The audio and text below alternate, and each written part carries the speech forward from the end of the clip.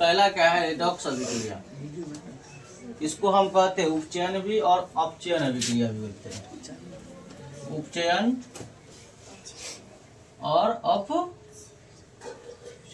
दोनों नाम, यानी ऐसी अभिक्रिया जिसमें उपचयन भी हो और अपचयन भी हो। तो कि उपचयन किसको कहेंगे, जिसमें क्या हो, ऑक्सीजन की क्या हो, वृद्धि हो, ऑक्सीजन की वृद्धि हो, और ऑक्सीजन का क्या हो, सॉरी ऑक्सीजन की वृद्धि हो, हाइड्रोजन का क्या हो, ह्रास हो, यानी कमी हो। अपचयन में क्या होगा, ऑक्सीजन की कमी होगी और हाइड्रोजन का वृद्धि होगी, ये होता है ना। उपचयन में क्या होगा, ऑक्सीजन की वृद्धि होती है।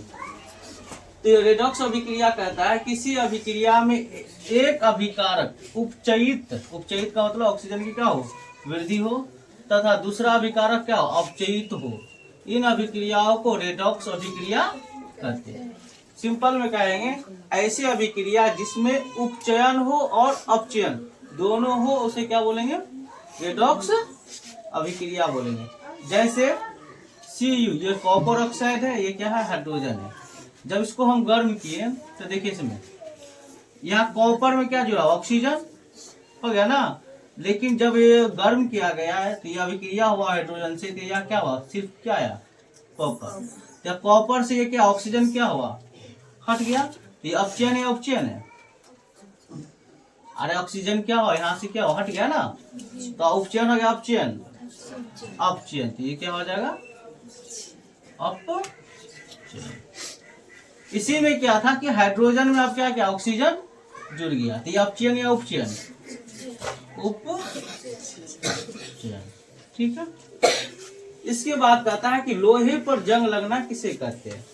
जब लोहे की नई वस्तु रहती है तो उस पर क्या हो, लोहे की जब नई वस्तु रहती है तो वो नया आपको दिखेगा, लेकिन कुछ दिनों के बाद क्या हो जाता है, उस पर भूरे रंग की परत चढ़ जाती है। तो लोहे की बनी नई वस्तु चमकीली होती है, लेकिन कुछ समय बाद ऊपर क्या होता है, ललिमा युक्त भूरे रंग की क्या होती है, परत चढ़ जाती है। प्रायः इस प्रक्रिया को हम क्या बोले, लोहे पर जंग लगना कहते हैं।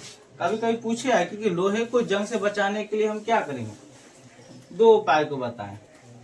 तो लोहे को जंग से बचाने के लिए क्या किया जाता है, सबसे पहले देखिएगा तो लोग क्या करता है, खिड़की को देखिएगा तो उसको क्या करता है, पेंट कर देता है ताकि उस पर कोई जंग नहीं। तो पहला तरीका है पेंट करके। दूसरा क्या होता है कि लोग क्या करता है, कोई लोहे की छोटी वस्तु उस पर क्या करता है, ग्रीस लगा देता है, दूसरा उपाय।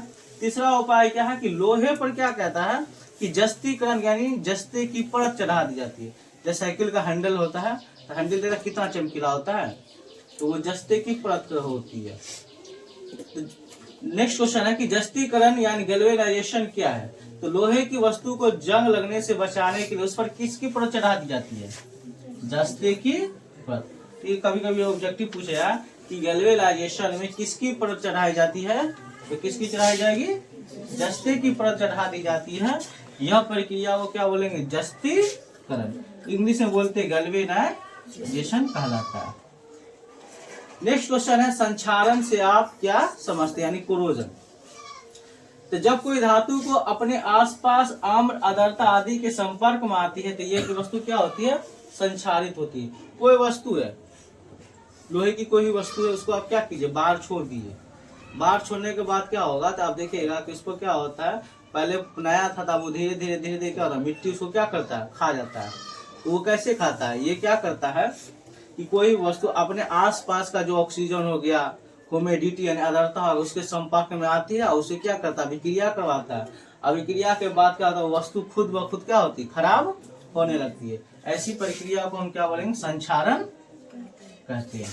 जैसे लोहे पर जंग लगना, चांदी के ऊपर कैसी परत आएगी, काली, याद रखना। चांदी के ऊपर कौन सी परत चढ़ जाती है, काली।